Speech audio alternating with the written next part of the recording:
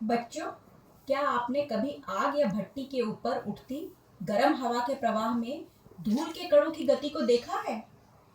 ये कण अनियमित तथा अस्थिर गति करते हुए दिखते हैं तथा इनमें झिलमिलाहट भी होती दिखती है। तो बच्चों, इस घटना के पीछे क्या विज्ञान है, आइए इस पर विचार करते हैं। यहाँ पर भी प्रकाश के अपवर्तन की क्रिया होती है, जिसे वायुमंडलीय अपवर्तन कहते हैं। हमारे वायुमंडल में वायु की विभिन्न परतें होती हैं। जो ऊपर की परत है वह विरल माध्यम की तरह कार्य करती है, जबकि नीचे की परतें सघन माध्यम की तरह कार्य करती हैं। इसीलिए जब प्रकाश की किरणें वायुमंडल में प्रवेश करती हैं तो वायु की विभिन्न परतों द्वारा इनमें अपवर्तन की क्रिया होती है और ये लगातार थोड़ी थोड़ी मुड़ती रहती हैं। इसी को वायुमंडलीय अपवर्तन कहते हैं।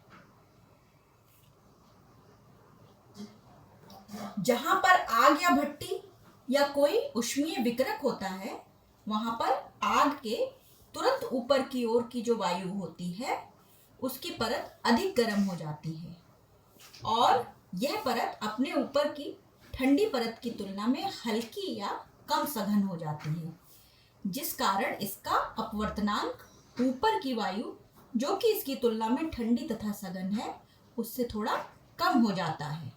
इसीलिए प्रकाश की किरणें वायु की विभिन्न परतों से, जिनकी की सघनता व अपवर्तनांक दोनों ही क्रमशः परत दर परत अलग अलग हैं, जब उनसे होकर प्रेक्षक के नेत्रों तक पहुंचती हैं तो प्रत्येक वायु की परत द्वारा अपवर्तन के कारण किरणों का पथ विचलित हो जाता है।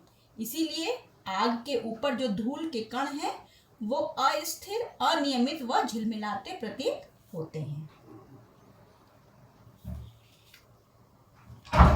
बच्चों, तारों का टिमटिमाना तो आपने देखा ही होगा, ट्विंकलिंग ऑफ स्टार्स।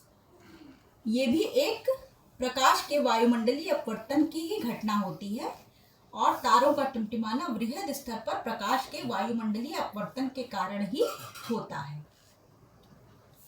तारों से आने वाला प्रकाश वायुमंडलीय अपवर्तन के बाद जब प्रेक्षक के नेत्रों तक पहुंचता है तो तारे टिमटिमाते प्रतीत होते हैं।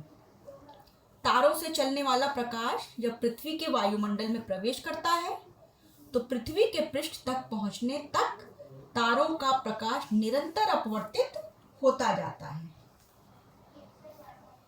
यह क्रमिक अपवर्तन तारों के प्रकाश को अभिलंब की ओर झुका देता है, अतः तारों की आभासी स्थिति वास्तविक स्थिति से कुछ भिन्न होती है।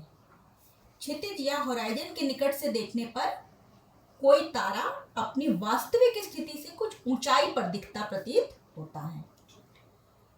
चूंकि पृथ्वी के वायुमंडल की भौतिक अवस्थाएं स्थायी नहीं होती हैं और तारे बहुत दूर हैं, अतः उनसे आने वाली प्रकाश की किरणों का पथ थोड़ा थोड़ा परिवर्तित होता रहता है।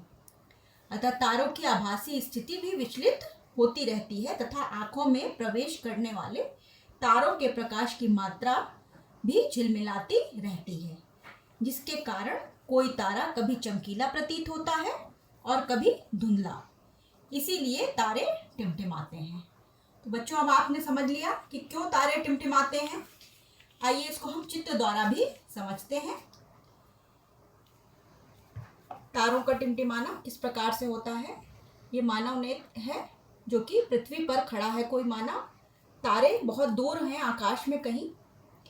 तो तारों से जो चलने वाला प्रकाश है वो वायु की इन विभिन्न परतों से होकर जब गुजरता है तो यहाँ पर अपवर्तन की घटना हो रही है। आप देखेंगे कि प्रकाश की किरण सीधी ना जाके थोड़ा सा अभिलंब की ओर झुक गई। पुनः जब यह वायु की इस परत में प्रवेश करता है तो प्रकाश की किरण फिर से अभिलंब की ओर थोड़ा सा झुक गई और ये क्रिया निरंतर होती रहती है। तो जब यह नेत्र में पहुंचता है प्रकाश तो ये काफी मुड़ चुका होता है और वास्तविक स्थिति में तारा यहाँ न दिखकर उसकी आभासी स्थिति यहाँ प्रतीत होती है, इस जगह पर। और निचले नीचे की ओर जाने पर वायु की परतों का भी अपवर्तनांक क्रमशः बढ़ता रहता है।